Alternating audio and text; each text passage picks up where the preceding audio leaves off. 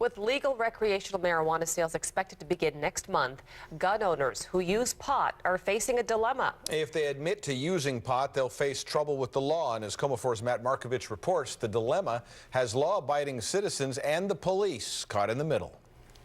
In Washington state, adults can have pot and a gun, but putting them together brings trouble.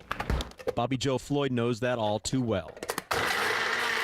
In Richland, Washington, a city of 51,000, people know Bobby Joe. I have probably married 2,000 people in this town. I'm an officiant. She's also a known medical marijuana user, mixing her medicine into shakes rather than smoking it. I'm a Republican, and I believe in my guns. She went to the Richland police station to apply for a concealed pistol license and came face to face with question number 5 on the application.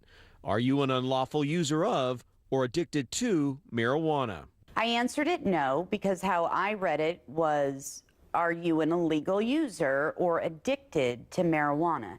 And I don't feel I'm either. Then something unusual happened. An employee recognized me, and she asked me to attach my medical license on my application. Typically, police don't ask for that, but with nothing to hide, Bobby Joe complied. A few weeks later, she got her application back.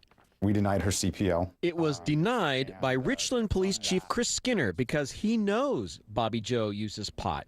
And here's where it gets interesting. Would she have been given a CPL had you not known that she was a medical marijuana? Absolutely. And I was incredibly angry. Angry because she would have gotten a CPL if she kept her marijuana use a secret.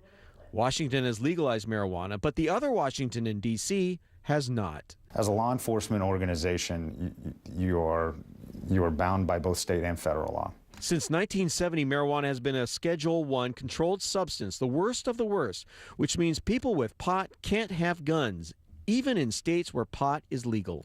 That really put us in kind of a bind for the first time, trying to make a determination as to whether or not we in good conscience could issue a CPL to somebody, knowing that potentially it was going to be in violation of federal law. I sympathize with the police chief because he's really between the legal rock and the legal hard place here.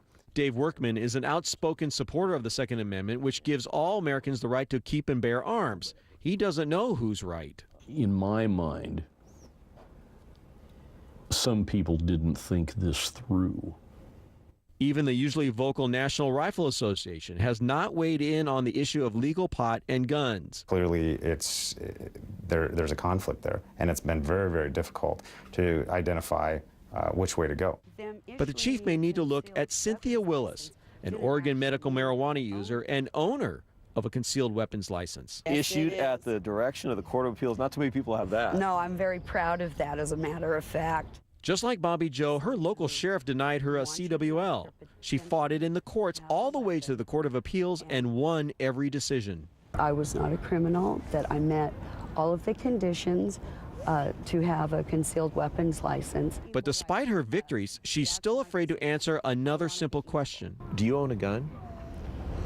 Is that a hard question to answer? Yes, it is. And Are you afraid to answer that? frankly, yes. Even though she won the right to have a concealed weapons license, she fears the police and the feds can come after her if she admits to owning a gun. That's the threat that every medical marijuana patient who owns a gun is facing, isn't it? Yes, it is. What advice do you have for a recreational user who owns a gun? What should they admit to? Nothing. Keep it to yourself. It's a question every marijuana-using, gun-owning adult in Washington must answer. Pot's legal. Guns are legal. But it may take a court to decide if you can have one with the other. In Richland, Matt Markovich, KOMO4 News.